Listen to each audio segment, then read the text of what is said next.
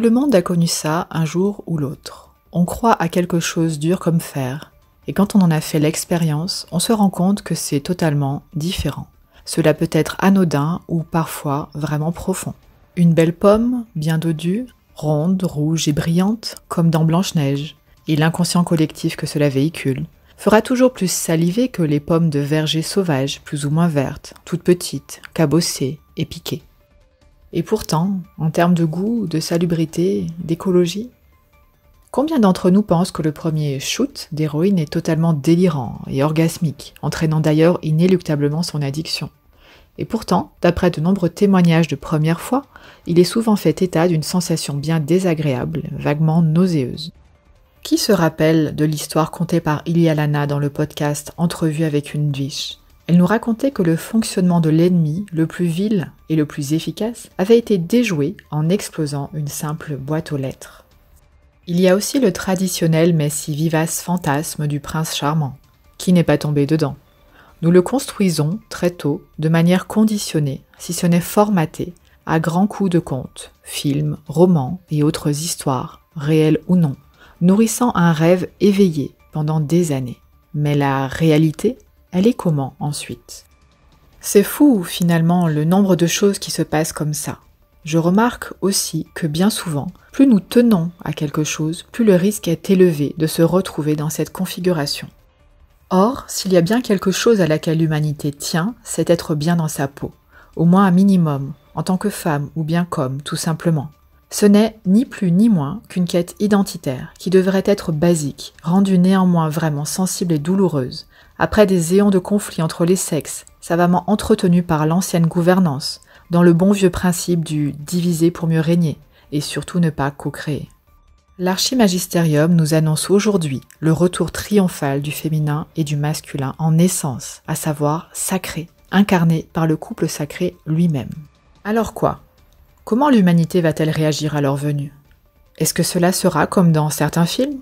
Juste en voyant le couple sacré ou en l'entendant, pour faire référence à la première interview du couple sacré postée à l'adresse que vous trouverez sur l'article, le ciel s'ouvrira alors dans un fabuleux lever de soleil, résolvant comme par magie et en un instant les problèmes séculaires de lutte entre les sexes, de perversion et d'inversion de polarité? Lady Chaloris représente le féminin sacré, dans son aspect le plus pur, primordial et unifié. De simplement la voir suffira-t-il à balayer des siècles d'oppression, de perversion et de souffrance?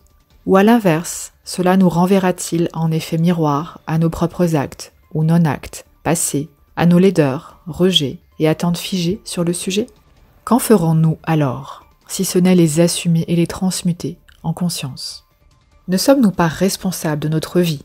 Ou faut-il encore une fois s'en remettre à Lady Chaloris en l'occurrence, dans une attente providentielle et subie encore et encore, exprimant ainsi, au passage, une déviance de plus du féminin perverti? Or, ce qui nous fait avancer dans la vie est souvent aux antipodes de ce que l'on imagine.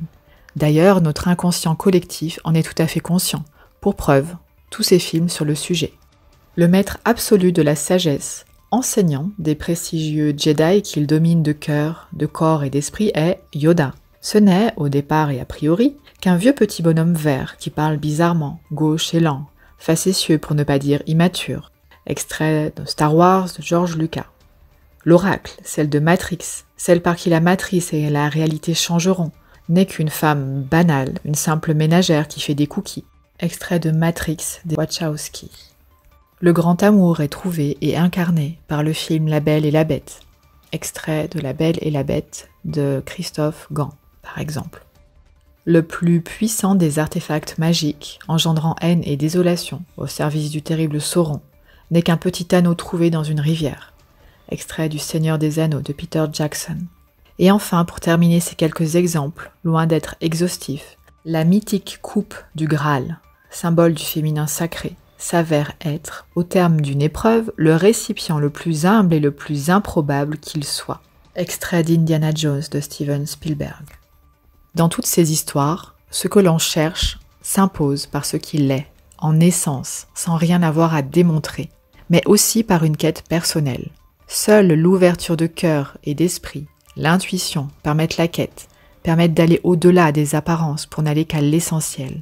Le héros est toujours illusionné, dans un premier temps, par l'idée qu'il s'était fait de sa quête. Seules ses capacités de remise en question, son courage, sa noblesse et son intuition lui permettent d'y voir clair pour accéder à une réalité qu'il n'avait même pas imaginée, en tout cas de cette façon-là. L'ennemi, dans l'ancien paradigme, n'a eu de cesse que de théâtraliser les illusions dans un cadre figé, lui permettant de mieux contrôler le monde. Ainsi, une reine sera-t-elle toujours blonde, de stature noble, belle mais sage, polissée, formatée, avec une place parfaitement définie et délimitée, répondant seulement aux attentes collectives de l'humanité, lesquelles attentes auront été, au préalable, créées et générées de toutes pièces, de manière artificielle. Combien de fois l'ennemi a-t-il parlé au nom de cette reine-là, de cette image, misant sur l'effet de troupeau, lui permettant ainsi à peu près tout et n'importe quoi? Combien de fois a-t-il décrit les hommes de pouvoir avec des cigares et des costumes vociférants et entourés d'une cour de mafieux, alors que le vrai pouvoir réside dans ceux qui ne semblent pas l'avoir? Des hommes d'allure banale qui font trembler la planète en levant seulement 2 doigts ou en émettant juste l'idée d'un simple froncement de sourcils, d'un inconfort aussitôt anticipé et traité par ses sbires sans que rien n'ait été demandé. L'ennemi en a fait une technique, redoutable d'efficacité et jamais démentie. L'homme est de glace aux vérités, il est de feu pour les mensonges. Jean de La Fontaine. Quand c'est vrai, il n'y a nul besoin de théâtraliser.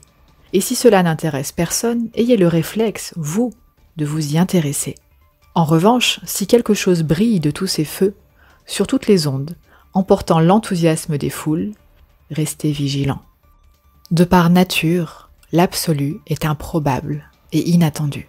On ne peut pas la définir, elle est, sans rien avoir à prouver ou à démontrer. Alors, préparez-vous, oui, préparez-vous à ne pas enfermer Lady Chaloris dans une image, aussi jolie soit-elle. Préparez-vous à lâcher vos attentes, limitées et limitantes, pour ne pas dire préfabriquées. Préparez-vous à être surpris et à vous laisser surprendre. Préparez-vous à être remué, secoué, dérangé. Préparez-vous à vous lancer dans votre propre quête, à la vivre pleinement. Préparez-vous à rencontrer Lady Chaloris.